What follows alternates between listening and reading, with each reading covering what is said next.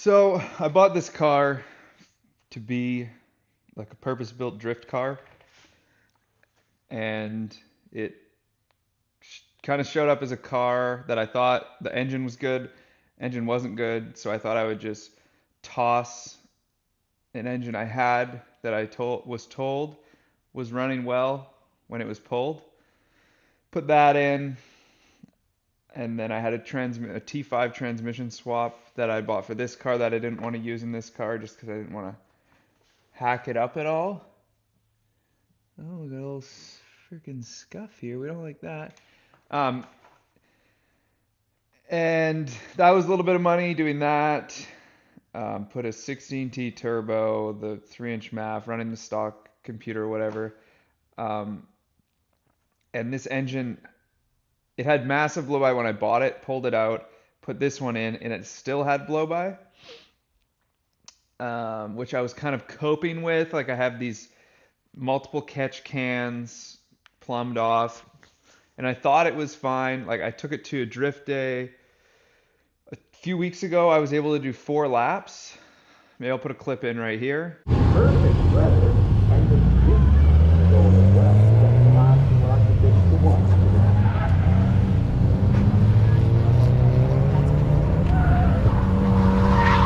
There's this Firebird. What a gorgeous car.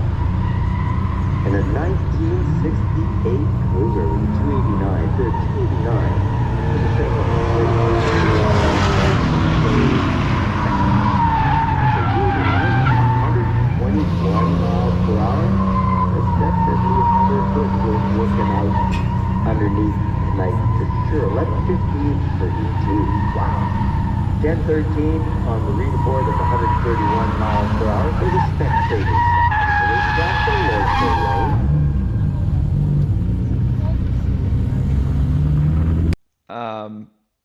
Sorry for the wasn't a very well filmed clip with the GoPro, too wide angle, but you get the gist of it. Works pretty well. The transmission gear ratio is way too long and low. Like it's just not it. It's a 373 Rand with a T5 transmission. You can basically only use second gear. And even at that, if you're in a little bit of a slower section, you're just like hammering the clutch, trying to keep it together because you're either in the first is too short, second is long. It's nice if there's like a big bank or something, but anyways, it ran pretty good, but then I sheared the crank gear so I couldn't drive anymore, made it home, and it's kind of a big ordeal to go over there because it's a ferry and everything. So I had a drift event scheduled in that I'd paid for, signed up for, booked a ferry for tomorrow. And this morning I was getting ready. I was going to put on a trailer and everything, and I did 3 pulls going to the gas station to fill up the jerry cans and everything with ethanol. And I filled a 3/4 of a jerry can, or 3/4 of a catch can with oil on my way to the gas station. And I just kind of pulled the plug and realized that this engine just needs to come out and be rebuilt. It needs new rings. There's no more coping that can figure that out, but new rings, and I'm ditching the T5. So I'll just do basically the same setup I'm building for this car. I'm going to do an 8 HP with the sequential shifter, the clutch, a standalone ECU to control both. I'll do rods, rings, board head with stiffer valve springs.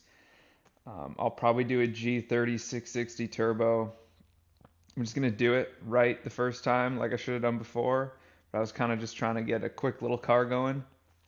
So I have another motor in the backyard I've pulled. It's a B230F, so it'll be a higher compression turbo motor, which should be fun. I'll shave the head down a little bit so it's a little bit lower compression, but yeah, so that's the new project. I've already sold the T5 swap. I need to pull it out this week. I got a decent amount of money for that to fund the adapter plate for this 8 HP. One of the reasons I'm doing that is because I just came across 2 8 HPs. So may as well use them. Apparently they're the tits. So I'm going to pull this motor out.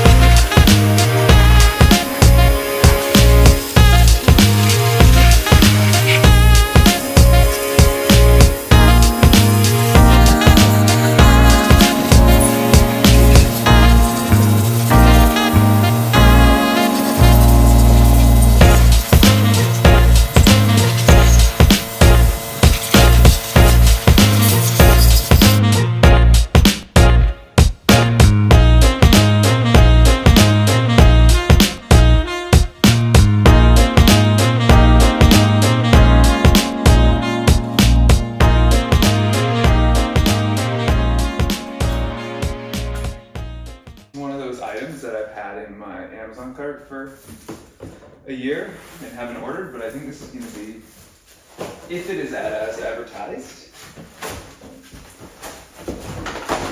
something that's super dope to have in a shop, especially if you're working with engines or something. Ultrasonic parts cleaner. So I pulled this stuff off and sprayed it off. I don't know if it's good or bad, but totally took the paint off that. I got this situation in here now. Kind of crazy, like, look at that. Attached it. I don't know if these are overhyped or not. It's too bad it wasn't 4 inches wider. Stick that thing in there. That would be ideal. We'll see what it does to this. I'm not super impressed with this stuff. Like, I mean, it's good. It's better than washing it yourself. The inside engine components actually came out really nice. Like this. Well, I mean, not even. Just like these came out really nice looking. I don't know. We'll see. Might still return. It shined this thing up pretty nice, especially for not being able to fit.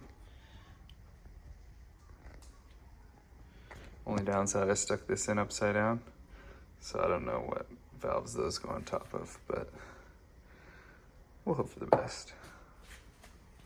So we're entering may as well land. I'm gonna try and refrain from the least amount of may as wells. I just popped all the valves out of here. Look how roach those valve seals are. So, in my box, we got rods, piston rings. I got stiffer valve springs, not double ones. I mean, I could have, but I just got like stiffer ones. And a couple other seals, but I'll need to get valve hushers and I forgot valve seals. So these guys here, because they crusty. This oil's been sitting in here for a few days, so these rings probably weren't even too bad. But I'll port the intake on this puppy. I'll do the exhaust valve trick again, like I did on my last one. So you basically port this intake valve enough to where you can slide this in both ways. So take a bunch off the floor there, get rid of that, widen it, and then you're basically just opening up the floor of that.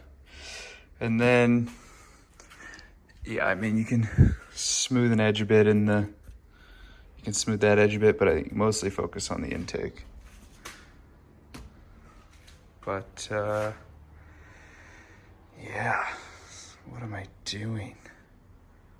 This wasn't supposed to be like this, but here we are. Okay, I got most of this disassembled. Heads apart, I wore that out. Other stuff's clean, phone's banging. I'm gonna just do the rods and bearings in this bad boy right quick, flip it back over, probably give it a paint job, and then start doing seals front and rear, and then have this together sooner than later.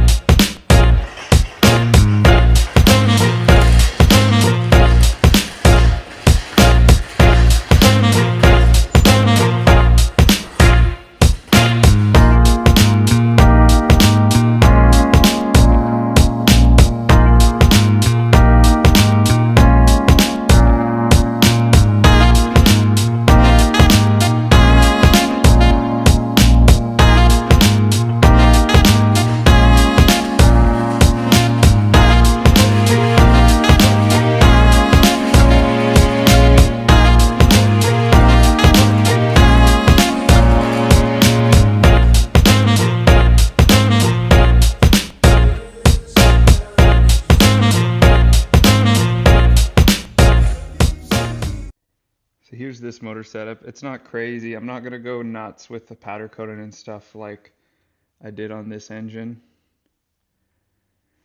I'll be doing black valve cover, black intake. I'll be using stock intake, stock manifold. I'll machine it flat, put that turbo on it. This is my vented oil cap out of there. Check valve into this catch can, into this other catch can, into the intake, and it's just not enough to deal with it. Just needs to be built. No more dancing around it. Then I'll have a standalone, so I'll get rid of all this distributor BS, the MAF sensor, whatever, and it'll just be all done properly, dyno tuned, and hopefully that 8 HP is just as smooth as butter and like what the people say. But kind of a big realization. I probably should have just done this when I started. You don't think your car is going to be this much pain.